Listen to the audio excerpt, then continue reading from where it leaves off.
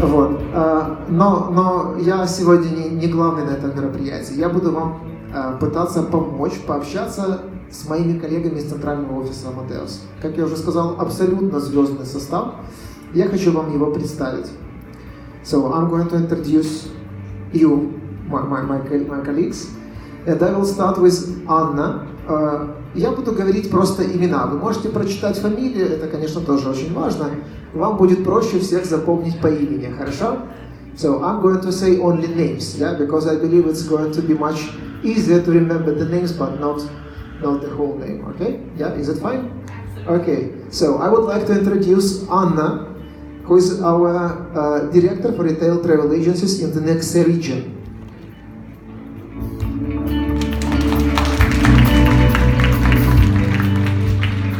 Next region, это, все понимают, да, эту аббревиатуру?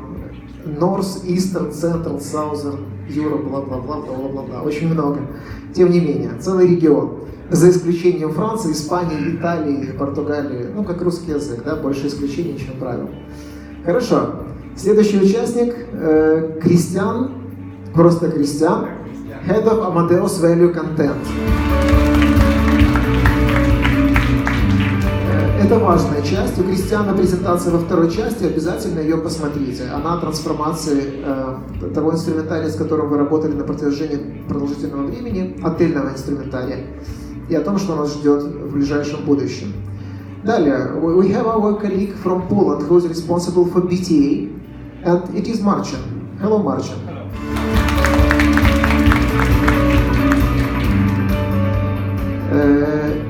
We have marketing director for Nexe with a nice Russian name, Sascha.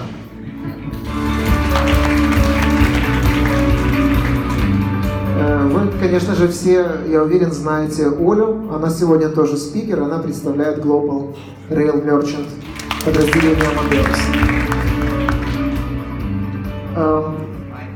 We're missing one person. Michael is here. Michael, oh sorry. Somehow I managed to miss you today starting from the morning. Okay, and we have our colleague Michael Bale, who is Executive Vice President for Mobile and Customer Solutions for Retail. Michael is there. Хорошо, друзья, смотрите, тогда я передаю микрофон сейчас Саше, и мы слушаем первую презентацию, которая называется Why Technology. Окей? Давайте поприветствуем Сашу. I hand over to you, Sasha. Okay. Can I have the clicker? Good. Good, what is it? Afternoon? No, good day? Good morning? Whatever. Something in between. Yeah. Thank you for introducing me. The only Russian word I can speak is really Sasha. But yeah, sometimes helps, sometimes not. Okay, I would like to take you, it's quite loud. Is it too loud or? I would like to take you on a journey and raise the question, why technology? Why are we using technology? We are surrounded by technology in our private lives, in our business lives. We are everywhere surrounded by technology. And for sure, technology is the biggest driver for change and growth. And it really looks like that we have come very far with technology as of today. And we see a lot of robots taking over complex tasks of human beings, replacing human beings in some areas of our lives. We see artificial intelligence, we see blockchain, we see the Internet of Things quite a lot. And technology is supporting us really in all areas of our lives. Well, it does not work well in all areas of our life. We can see this here in these quite funny videos, and you'll find on YouTube quite a lot of these videos. And we have to ask ourselves always, how do we use technology? Why do we use technology? Why do we integrate technology in all our parts of our services and products and stuff like that? And if we are going to ask us, these questions, I love this Robert here, and if you are going to ask us these questions, then we can answer it wisely and very intelligent, and can truly master technology and are not the slaves of technology. So the question is, why do we use technology? We use technology to save time, for sure. And I'd like to ask you to invest 1 minute of your time in watching this video from Nike.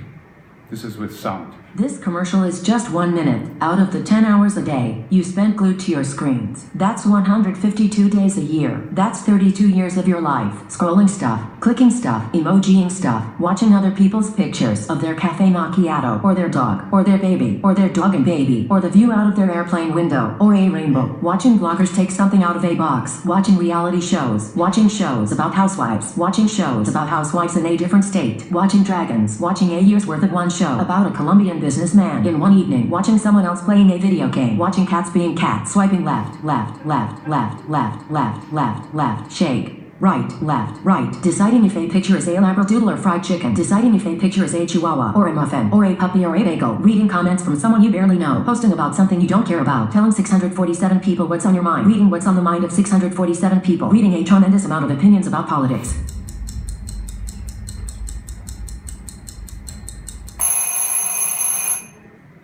Yes, time is precious. Really, we are in a world where we try to squeeze in everything in one day, and time is really precious. And if you think about how technology helped you within the last years to save time, just think about if you need information, you just go to Google, within a second you have the answer. Think about whatever kind of online warehouse like Amazon. If you're going to order an article, you will get it. Some cities make same-day delivery. You get it in 24 hours, in 48 hours. Or you even get information today, which you might need tomorrow. So technology really helps us to save time. And this is also very important because the people are not patient anymore. The average time span I got the interest of people is 8 seconds, and it dropped during the last years from 12 seconds to 8 seconds. So if I'm not able to ignite any spark of interest within the people within 8 seconds, they would simply turn around. And you have to ask yourself, if you're going to offer technology, you have to ask yourself, do I save my customers time or do I enhance their time? These are very important question to answer. And these are examples for enhancing time. And it really works quite well. In Disneyland, it's an armrest you get delivered prior your booking or your arriving at the Disney resort. You can upload money on it, you can upload different activities on it, you can give it to your kids so that they can run around with this and open doors. You can even start using it at the airport. It's your doorway to the Disneyland resort. You can open up the hotel room. You can book activities. Whatever is possible, you can do with this armrest. And those resorts that have been using these armrests have an operational income increase last year by 24%. So this is really working quite well. This is a waste of time. This is the Hana Hotels. Hopefully this time nobody will sit in the audience of the Hana Hotels. Last time I had the director of the Hana Hotels sitting there, but that's the way it is. This is a waste of time because the robots you see in the backgrounds, they have been fired by the management because they were lazy, too slow, they were not understanding whatever was needed. So this is a waste of time. So why do we use technology? We use technology for sure to save time on the one hand, but we use technology to simplify our lives, right? So if you think about how the technology, the innovations of technology simplified your life, just think about light bulbs, cars, personal computers. It really helped and simplified the lives. And I'm pretty sure quite a lot of you are using smart homes, right? Is there anybody having a smart home at home? Oh, one. Thank you. Okay, so I have a smart home at home as well. And my smart home should should manage my home, my lights, everything. And I like to show you how it looks like when I come home in the evening. It looks like this. Because no light is on. It doesn't help me, it doesn't simplify my life. And I'm standing then in my room after I unlock the door. Normally the lights should switch on automatically, and I stand in front of the light switch, which I used to press for years, which was okay, but it's not cool anymore. So I take out my mobile phone and try to switch on the fucking light. But it doesn't work, right? So it does not really simplify my life. But when I think about, oh, what a poor guy I am, I just think about this guy here. Playing jazz. Playing jazz. Smoothie. Making smoothie. Calendar. No meetings today. Remember, dentist at 9:30. Fire off. Fire off. Open door. Door open. And we're gonna do one more. Ah. Open door. Wrong voice command. Open door. Wrong voice command. Open. Open door. Repeat that. Open door. I didn't understand that. Hey! Open door! Play on the floor. Get on the floor! Open the door! Wrong voices. Error. Area with a rock. Open door.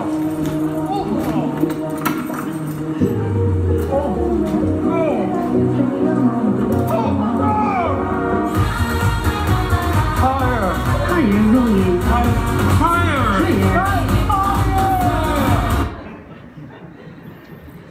Well, what a poor guy, right? But this is how technology can simplify our lives, right? And don't get me wrong, I like the internet and I'm a technological nerd and I like to use all these applications, and we are surrounded by applications and technology, and sometimes I ask myself, why do toasters still burn toast? Because we are an internet of things, everything should be automatically well done, and toasters should not burn toast anymore, and we call this the internet of stupid things, because there are a lot of stupid things out there which are managed by the internet, which are managed by technology, which are not working. And if I look at this, for instance, this is a Nike shoe which was released with the first version. It's a Bluetooth-enabled self-lacing shoe. So it does two things, exactly two things. It either laces the shoes too tight, so you cannot walk anymore, or it laces the shoes too loose, that you are losing your shoes, right? So the second edition of the shoes showed these kind of buttons over there, so you can manually adjust your self-lacing shoes. This is the internet of stupid things. And I've got another example which even has a sustainable background, which is not very nice.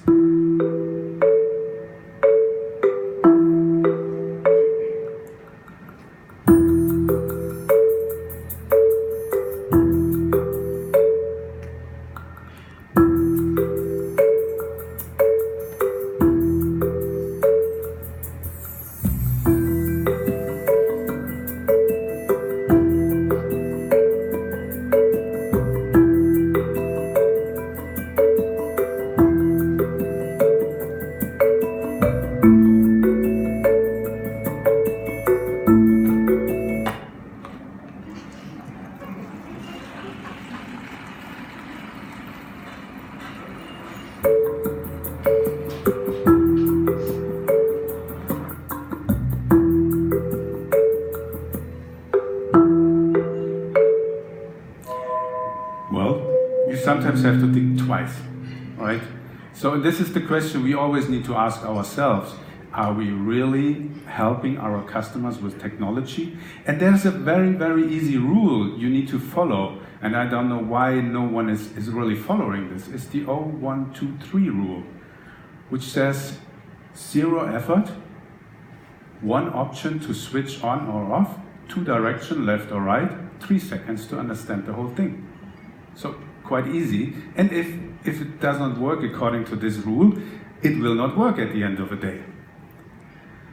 And if you are going to simplify technology or simplify the life, the most important thing is that you are going to individualize everything, right?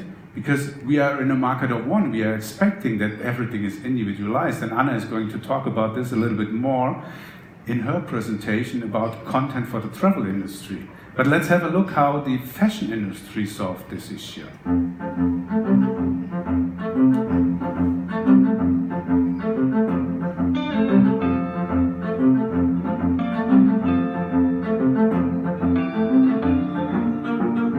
Your smartphone is ready.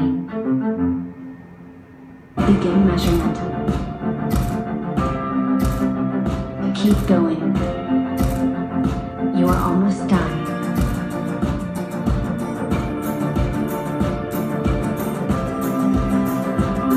Measurements complete.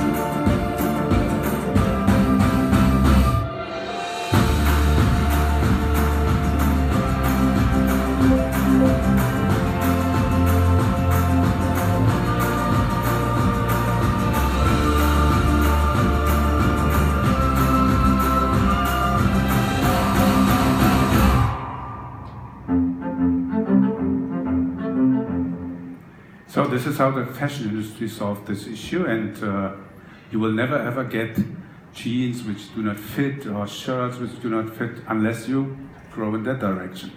But this is the way they are solving it, and they are doing this, I think, in a very professional way, and you can use the results of the Suzu app. But at the end of the day, it's very important, and this is the thing which is sometimes forgotten. It's the human experience. The human experience should be at the heart of the technology, right? And we are really surrounded by technology. And as I said, technology is everywhere and 24 hours a day. Our kids are the digital nerds of tomorrow. And this is how it's working. But at the end of the day, there's an astonishing movement away from only technology to something different. And have you known that Amazon is investing heavily in stores? Do you know that Amazon has bookstores, local bookstores? And we see that the percentage of consumers shopping in brick and mortar stores have increased within the last 4 years by more than 8%. And this is a trend which is elaborating more and more. And we also see here that Amazon is really heavily investing in bookstores, in 4-star shops, Amazon Go, where you just go in with your mobile phone and put your mobile phone on a scanner, and then you take away whatever you need. You don't need to queue on a cash or whatever. It's automatically paid via your mobile phone. And they are really heavily investing in this. And Ctrip in China, they're investing in more than 1,000 shops they are going to build up within the next years. And we also see it in the music industry. I don't know if you remember still the iPods a few years ago, don't know when this was, but that was the starting point of streaming music, right? And today you have always people with earphones on, you even cannot talk to them anymore because they have earphones on. Everybody is Spotify me, everybody is downloading music. But we see the first time since 1986 that the sales of vinyl records is increasing, and is increasing so much that it's even higher this year than with CDs. And the question is, how do we call this movement? We call this movement phygital. It's the merger of physical and digital. So it's not the question, can we do everything digital with technology? It's the question, how can we enrich our physical life with technology? That's the main question we have to answer. And this is phygital. So we see, for instance, nearby searches from Google, where you can go on your mobile phone and look where you can buy whatever, have increased within the last 2 years by 500%. So people are looking around where they can buy what stuff, but they are going to use technology to manage their shopping environment. Yeah, so we call this phygital. But at the end of the day, what you definitely need is a human heart to develop technology, because only technology will work, will help, will support us, and will be sustainable if we use a human heart, if we still have a human heart, because we are still in a human-to-human business. So, with all that being said, be smart with technology and make finally the best out of it. Thank you very much.